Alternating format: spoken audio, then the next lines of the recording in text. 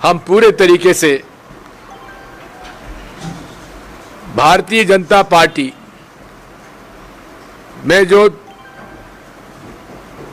जाति और जुल्म हो रहे हैं उनके हम खिलाफ है, विरोध करते हैं और आम आदमी पार्टी कांग्रेस का जो गठबंधन इंडिया अलायंस में हुआ है, जो पहला राउंड हुआ है, इसमें कई जगह से अच्छी खबरें आ रही हैं और भारतीय जनता पार्टी उनके खुद के गढ़ में उसे वो सफलता नहीं मिल रही है जो उसको उम्मीद थी। घबराए हुए हैं, यहाँ तक कि नितिन गडकरी जी के नागपुर में भी वो थोड़े संकट में हैं। मैं आभारी हूँ जिन्होंने मुझे समर्थन दिया है, मैं उनके प्रति आभार व्यक्त करता हूँ। साथियों, हम सब इस राजगढ़ संसदीय क्षेत्र की तरक्की के लिए हर प्रकार के योजनाओं के लिए कैसे हम लोग इस क्षेत्र को और तरक्की करवाएं के रास्ते पे ले जाएं, ये हमारा प्रथम कर्तव्य होगा। और मैं रघबीर सिंह जी, हमारे रिटायर्ड एसपी साहब केजरीवाल जी के प्रति आभार व्यक्त करता हूं जिन्होंने मुझे समर्थन दिया है। और मैं ममता जी को आमंत्रित करता हूं कि वे आपको संबोधित करें। सबसे पहले तो मैं हमारे इंडिया गठबंधन के तहत आज हमारे राजगढ़ लोकसभा के प्रत्याशी जो हमारे पूर्व मुख्यमंत्री माननीय राजा साहब दिग्विजय सिंह जी हमारे सबके बीच में मौजूद है। मैं उनका सबसे पहले उनका स्वागत करती हूँ, वंदन करती हूँ। साथ ही हमारे आम आदमी पार्टी के जिला अध्यक्ष भी मौजूद है यहाँ पर, आदरणीय डॉक्टर रमेश शर्मा जी। हमारे लोकसभा के हमारे प्रभारी भी मौजूद है, हमारे छाबड़ा जी। और कांग्रेस के जिला अध्यक्ष भी यहाँ पर मौजूद है और आदरणीय एसपी साहब भी मौजूद है। और बाकी के सभी कांग्रेस पार्टी के और आम आदमी पार्टी के यहाँ कार्यकर्ता सभी मौजूद है। मैं सभी मीडिया के हमारे सभी भाइयों को मैं सबसे पहले मैं आप सबको धन्यवाद देना चाहती हूँ कि आप सब लोग इतनी संख्या में यहाँ आए हैं, क्योंकि आपने देखा होगा कि एक चुने हुए मुख्यमंत्री को, जैसे कहते हैं ना, अपराधियों के घरों में जैसे ईडी, अपन पहली बार सुन रहे हैं कि ईडी सीडी क्या है ये। चुने हुए मुख्यमंत्री के घर में पुलिस ऐसे जा रही है और चुने हुए मुख्यमंत्री को जिस तरह से उठा के ला रहे हैं, भाई अपराध क्या है पहले ये तो बता देते।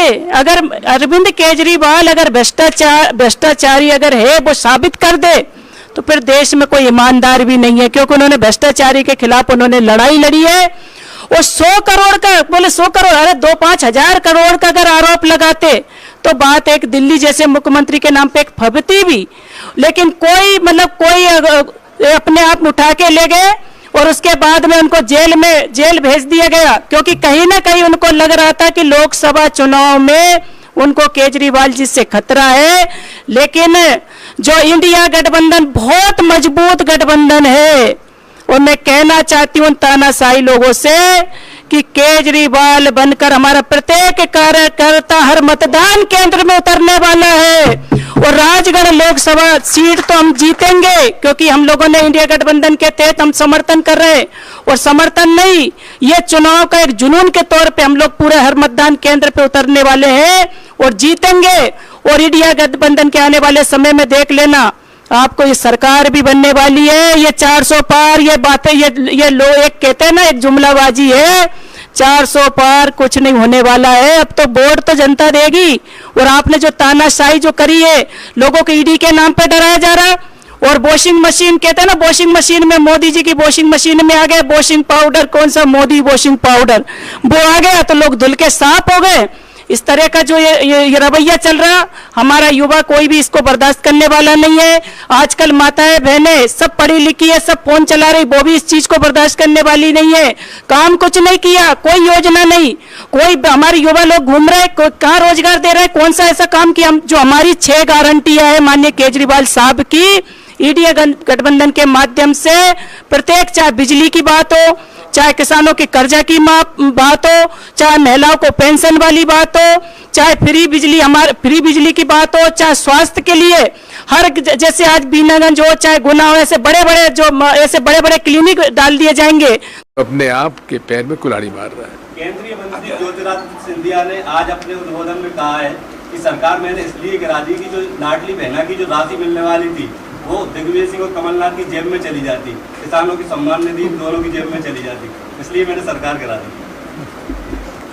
सरकार गिरा दी, क्यों गिरा दी, ये विषय दूसरा है।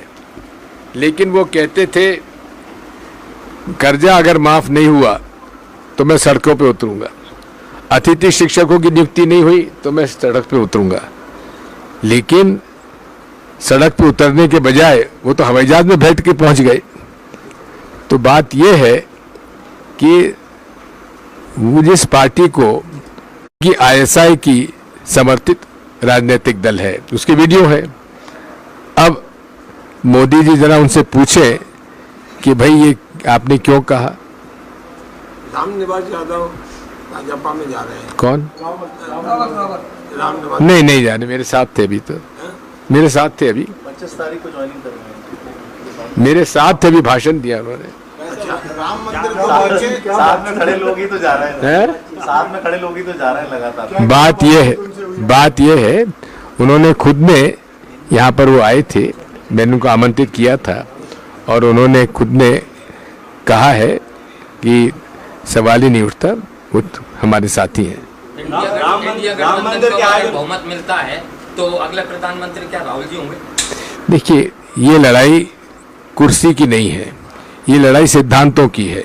भारतीय संविधान बचाने के लिए है, देश में लोकतंत्र बचाने के लिए है, देश में निर्दोष लोगों को जिस प्रकार से जेल में भेजा गया है उस बात को लेकर है।